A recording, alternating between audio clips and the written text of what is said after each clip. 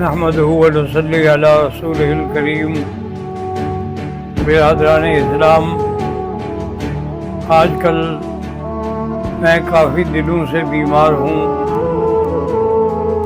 اور حتیٰ کہ کچھ عرصے تک تو حرکت کرنے کے قابل بھی نہیں تھا۔ اب تھوڑا سا الحمدللہ یہ ہوا ہے کہ حد چل سکتا ہوں اور کسی ڈاکٹر کو جا کر دکھا بھی سکتا ہوں۔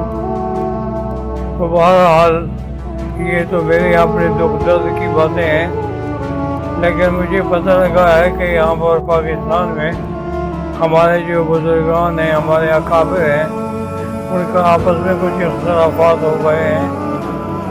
حالانکہ آپ کو علم ہے کہ ابھی یہ جتنا پاکستان کے مدارس دینیہ کی رجسٹریشن ہے، وہ سب سے پہلے جب ہم ابھی قاعدہ پڑھتے تھے تو اس وقت نہیں تھی، یا اس سے بھی شاید پہلے ہو۔ اب سنا ہے کہ وہ دوبارہ کوئی ایک نیا وفاق بنا ہے جس میں حضرت مفتی عبدالرحیم صاحب ہیں اور جس مفتی تقی عثمانی صاحب اور دیگر حضرات ہیں۔ اچھا، آپ حیران ہوں گے اور دیکھیں گے کہ میں 3 راتیں پہلے یا 4 راتیں پہلے دیکھ رہا تھا کہ جامع الرشید کے احاطے میں ایک بہت بڑا اجلاس ہو رہا ہے اور مفتی عبدالرحیم صاحب نے سفید کپڑے پہنے ہوئے ہیں اور مجھے بڑے اچھے لگ رہے ہیں ماشاءاللہ۔ تو میں نے کہا کہ آپ جب آئیں گے مفتی صاحب تو میں کہوں گا کہ بھی پہلے میرے کپڑے بنوائیں۔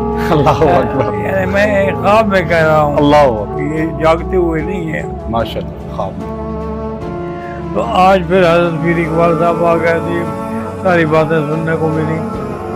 تو بہرحال یہ ہے کہ میں خصوصی دعا کروں گا کہ یہ اختلاف ختم ہو جائیں گے اور جیسے پہلے تھے اب بھی اسی طرح یہ پہلے سے رہیں گے، کیونکہ اگر اختلاف رہا نا جی، خدا نہ خواستہ تو پھر اس کا بہت بڑا نقصان ہوگا۔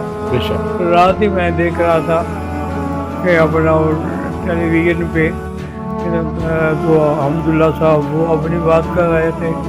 اگر اس طرح رہا تو دنیا ہنسے گی کہ بھی اگر علماء حق بھی آپس میں لڑتے ہیں اور علماء حق کا بھی آپس کے اندر اتحاد و اتفاق نہیں ہے تو پھر کس کا اتفاق ہوگا؟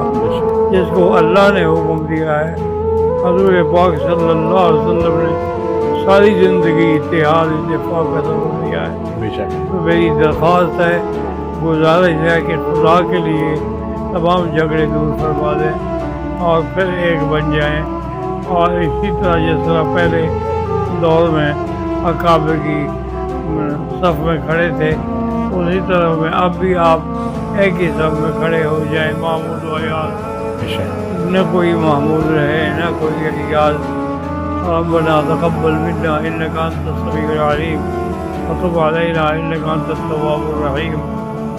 ربنا تقبل منا انک انت السمیع العلیم ربنا واجعلنا مسلمین لک ومن ذریتنا امة مسلمة لک وارنا مناسکنا وتب علینا انک انت التواب الرحیم۔ ربنا انک جامع الناس لیوم لا ریب فیہ ان اللہ لا یخلف الميعاد۔